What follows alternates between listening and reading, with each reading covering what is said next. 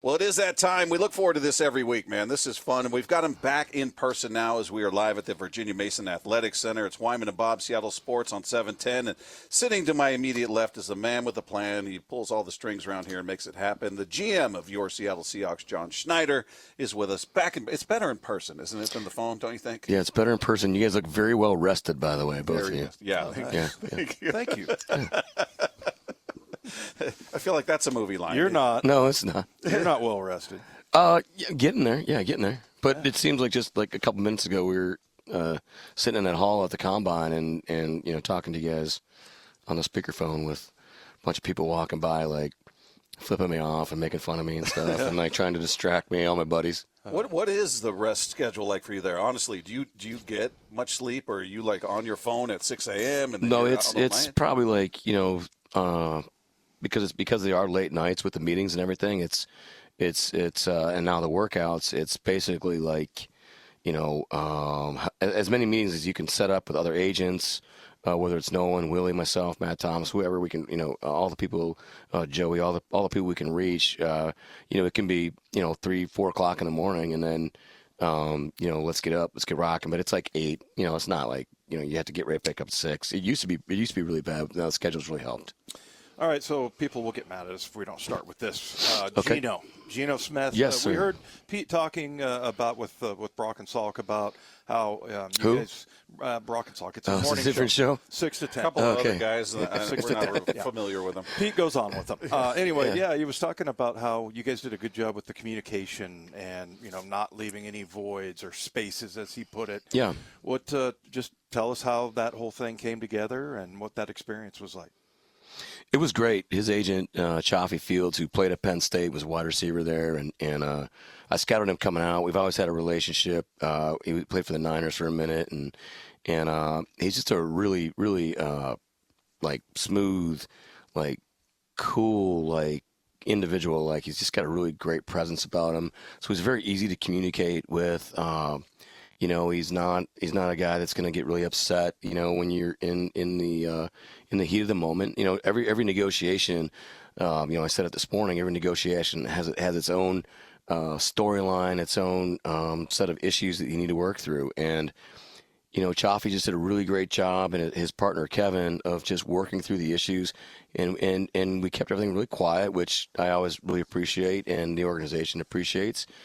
So that things aren't aired, and nobody's trying to like work an angle in the media or anything or on social media, and we just kept things real direct, and had good meetings down there. We met at the Combine 3 or 4 times with those guys, and everything just kind of stayed as positive as we possibly could. They understood what we were trying to get accomplished. We understood what they were trying to get accomplished. And, I was just, really, really impressed with his professionalism. And, as an organization, I think we do a very good job of keeping things tight. One comment that Pete made that we thought was interesting, he talked about keeping those gaps limited in terms of like your constant contact, Sure. so to speak. Is that sort of dictated by how active somebody could be on social media, where they're going to be receiving information from all these different people, and I'm hearing this, and I'm hearing this? Because Geno's a guy who's pretty active. If you follow his Twitter, does that have any bearing on how in contact you are, or how frequently you're in contact through a negotiation? Well, not necessarily with a negotiation, any relationship. I think when there's we've always believed that when there's a gap in communication, your mind starts spinning. Things can go towards the negative. It's going to go towards the negative, 80% more than it is, towards the positive. When you're in your own head, when you're in your own mind, and this group's thinking this and this group's thinking that, and they're not communicating. So I worked with a leadership guy in Green Bay who was really cool about helping me with, hey, let's keep everything on the table. We're gonna have some really uncomfortable conversations, and you need to get comfortable with those uncomfortable conversations, because you can't have anything lingering. And once things linger and you don't address those issues, so whether it's negotiating or in a relationship, if you let things go, people tend to drift towards the negative, right? And we don't want that. We want to be constantly communicating. And I'm not always going to like what I hear, and you're not always going to like what you hear. But we're trying to keep everything above board. Have you ever had one of those business conversations that got like emotional, And then, you got to be coached up. Like you were saying, coaches get all these opportunities to be around other coaches and everything. But for a GM, it's like not like they have classes for that or anything. No, yes. I've had a bunch of those. Yeah. No, I sound like Gil Haskell right there. No, yes. Yes. No, yes. I hope he's listening. Yes. No, yes. Yeah, I've had several of those conversations. A good friend of mine is an agent. I'm not going to mention names, but we were going at it one night, on the way home, and I was in the car, and he's getting after me, and I'm getting after him, and then I'm out of the car, and my oldest son Ben, was still living in the house, and he has autism. He says whatever's on his mind, and so he opened the garage door, and he's like, "Dad, you're being completely inappropriate with your language right now." Ben told you that? Yeah. And I'm like, you know what, Ben, I apologize. And my buddy, who's the other agent, was like, you know what, I apologize. He thought I was apologizing to him, and I was apologizing to Ben for my, language. And he's like, yeah, I apologize too, John. I'm sorry. So let's he brought you two together. Yeah, he's like, let's just talk in the morning. I'm like, good call. Let's sleep on it. That's awesome. Hey, so how do you handle it if it seems like it's becoming a little bit more frequent these days, or more normal, that guys are their own agents? They don't have an agent. Yeah. I mean, there have been guys on this team, whether it's Bobby or Russell Okung or people like that. Do you go in with a completely different mindset, like, okay, I need to handle this differently because I'm dealing with the individual directly as opposed to intermediary? Yeah, I don't know why we are the banner team for that. Russell Okung, Sherm, Bobby, and we pride ourselves on having these really strong relationships with guys and being a developmental organization. And it's just when you really care about somebody like that, like we do with Russ and Sherm and Bobby, no matter what, you're going to get into uncomfortable conversations. And, if there's a buffer there, that's great. And I personally think it helps. Bobby may disagree with me, but I think that it's just you're no matter what, you're going to get in awkward situations. And personally, I pride myself on the relationship I have with the players, and trying to be as straightforward with them as I possibly can, to help them and to protect the organization. And it's just sometimes that communication is hard. So we've been able to talk to Bobby now and address some of those things. So it's worked out great, and we're going to be in communication as we go along throughout free agency now. I'm going to ask this question kind of based on what we just saw at the Combine with particularly Anthony Richardson, the just ridiculous freak of nature, his athletic ability and everything. What are some of the mistakes that you think that people make when it comes to evaluating quarterbacks? Because that's one where, you look at how he plays. Sure. Looks really good, but he also athletically is just ridiculous, and that can sway people. But what do you think are some of the mistakes that people make in that? Oh man, great question, Dave. I would say that everybody's career is a movie. It's a whole book, and so you're with anybody that's at the Combine. You're just starting, like it's just part of their movie. And there's a whole process that these guys have to go through, learning how to be a pro, learning a new offense, being a leader, coming into a locker room with grown men and competing with grown men. So, I think that the mistakes are made. My point is, you have to be able to project where they're going, and you can't just look at, here's A, B, and C, part of their game. Right. You have to be able to say, okay, here's A, B, and C. What's going to look like at X, Y, Z? Where's that? What's the gap in there? And where are they going to be? And that's kind of the, that's the study, that's the art, that's the projection that's involved, and especially with football and the ultimate team sport, like 120 guys. Like, how's this person going to handle all that, and how are they going to fit with everybody? And part of the puzzle. And, the height, weight, speed thing is something that people make mistakes with every year, regardless of position. But obviously, quarterback is the most scrutinized position. I want to make sure I heard you correctly. Are you going to be in contact with Bobby? Is that what you're saying? We have been able to now. And so Pete and I were able to talk to him the other day, and we had a great, awesome, frank conversation. And, so he knows where we are, and we know where he's at. So, and now, we have so much respect for him, personally and professionally, and so we're able to talk through some things, and yeah, we know where it's going. Is that in bringing somebody back potentially? I'm not putting that, but you brought Bruce back. Others have come back. Justin Coleman. Yeah. How do you feel about that? Because some could look at that as, oh man, you're bringing back somebody who's not what they once were, but there's this nostalgia element to it.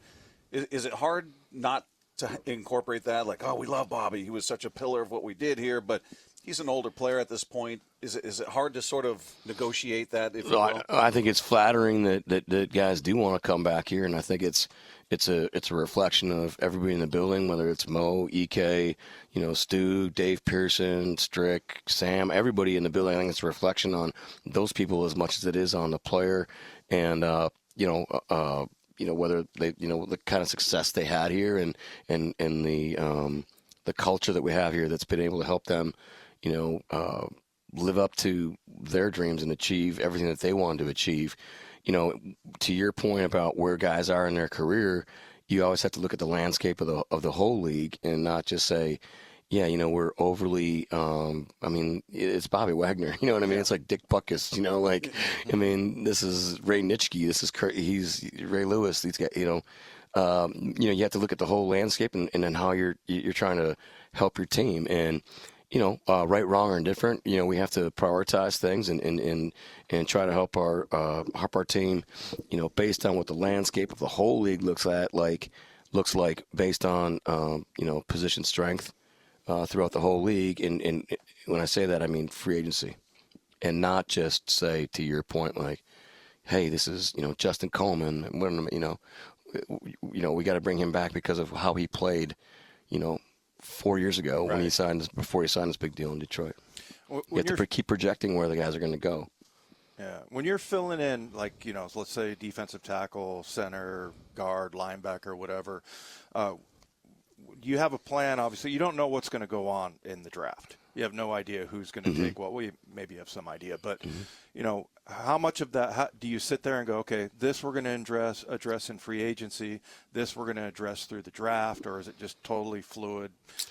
No, free agency gives you an early landscape, and so what the strengths of free agency look like, what the draft looks like, what possible cap casualties look like from other teams. And then it's a matter of, okay, how aggressive are we going to be to try to fix a specific area of your team, and knowing that, okay, just there's more numbers at this position than there are at another position, just based on not quality of player, just pure numbers. So you have to be able to kind of mix and match and say, okay, we want a player at position B, but that's a better player at position B, but there's only so many of these other players at position A. And so we better go, address that right away before we get to position B. Hey, one of the things that came up while you were out there at the draft was it's the 1 year anniversary. We had the draft already? Or at the combine, excuse me. Holy smokes. That's like one of my nightmares. I missed the draft. You started to panic. You felt behind. I started sweating. It's like that nightmare when you're a kid that you're, the bell rings. And you're late. You're late. Can't find your helmet. Yeah, or your socks. Yeah. For me, it was socks. Yeah. I can't play in the game. I can't find my socks. Anyway, sorry. I totally interrupted you. No, you're at the combine. Yes, we were. 1 year anniversary, Russell being traded, and then that article came out in The Athletic that sort of detailed, Russell supposedly wanted to make a move with you and Pete and went to ownership. He's come out and said, I didn't say that. I love them. They're like fathers, blah, blah, blah. When you hear that, obviously you were asked about it, but what do you say about that? How do you respond to that? Just the way I answered it down there. I think it's water under the bridge. I think everybody's moved on. We're constantly, talking about what's next, like what's next. We're super fired up about Geno's deal getting done, but it's like as soon as we got done with that, it's like, okay, on to the next, to the next, and we have a lot of balls in the air. I would say that, Jody, Pete, myself, Chuck, everybody believes in this building so much and the culture that's here and all the people the foundational people that have been in, the Seahawks for such a long time now. Heck, it was one of the reasons I wanted to come back. I was here in 2000, and when this job became available in 2010, it was like I was so excited about it because of people in the building like Dave and EK and Mo and the people that I knew here, Sam Ramsden. And so there's so many people don't understand like how important culture is and what that means. And so when I hear that, it's just, like, I get it, fine. That seemed like 2 years ago now, really. I mean, it seems like a long time. We've been through a lot, and we just keep moving forward. Like every day is a new story, and like how we fixing our team and how we getting better, and letting the fans know that we're totally busting our tails to get better every single day. And so it's about moving forward and then relying on our culture for like this new group of people that are coming in that are going to come here and succeed and have fun. And they know that when they come here, they're going to have, they're going to have a blast with Pete. They're going to have a blast with the coaching staff. Everybody in this building is going to support them, and we're going to win games, and we're going to have fun doing it. Anything stand out to you at the Combine? Any interesting stories, peculiar things? You don't have to name names, but do you write down in your notebook things that happen, right? Yeah, I haven't got to that yet. I was telling you guys I can do that all the time. I still have to get caught up on that. But, you have to write. Yeah, too many stories. No, other than being able to see Scott Fitter, which you guys were very nice. Yes, John, you're so nice, and people say nice things to you all the time. And Fit says you guys are like your relationship builder and all that. I'm like, okay, Fit, I guess I'll buy you dinner. It worked. Yeah, it worked. Yeah, but no, I don't really know. Yeah. We're talking about the free agency, talking about the combine, the draft, and all of that. How much time or how much manpower do you devote to the XFL? Do you guys scout do you have somebody that's keeping an eye on that? Yeah. Is that part of the process? Yeah, we have 4 guys in our pro department, and so we have guys that are monitoring the games all the time, and it's going to be a cool area for I think especially for special teams depth, long snappers, kickers, punters, and then offensive linemen, and then you'll see who steps forward, like the pass rushers, and the quarter, lay of land with the quarterbacks, where you can see the guys that are actually getting their reps and able to go out and play games. So yeah, we watch it all the time.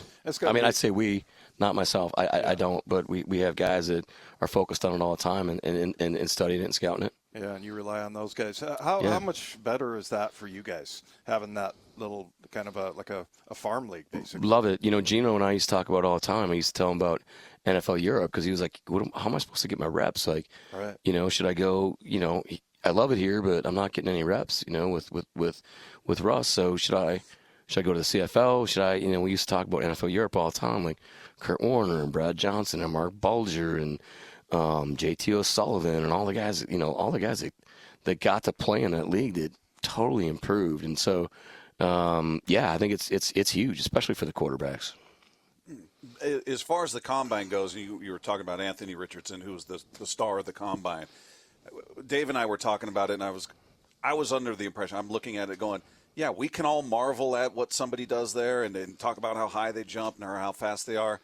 I don't think any GM, I don't think you're surprised. I don't think you went, oh, my God, the guy's an athlete. You know that going in. Yeah. So I don't imagine a mind is changed by that. Is it? No, it's still about like I said, it's about the film, and it's about projecting where he's going to go. What's his experience been? What was high school like? How was he like? Who's been around him, helping him out? And it's not just him; it's everybody. Right. And because the mock drafts now have him in the top 5, where he was down in the 20s before. And now his workout, like he's going to a GM all of a sudden is going to go, I had no idea who this guy was, and now I'm going to take him with a 3rd pick. Yeah, I'll say he was pretty impressive. Yeah. But we it was kind of like one of those DK workouts. Kind of like, dang, that was wow. Okay, that really happened. But I wasn't there for Dion, but I guess Dion, ran his 40 and put a finger up in the air and was like just ran straight out of there. Not that finger, Dave, just number 1. I knew what you were talking about. Just ran straight out of the tunnel. But I guess that was one of the more impressive ones where guys were like, a lot of personnel guys were like, holy smokes. So. Yeah. Now that you're on this show, you're kind of a big deal. And so now he's a big deal. Yeah. But you told us that story about the breakfast place where they finally took the picture. Oh, yes. Yeah. So Christmas gift. Yeah. So you're a little bit more recognizable out there. You have fans coming up to you or anything like that?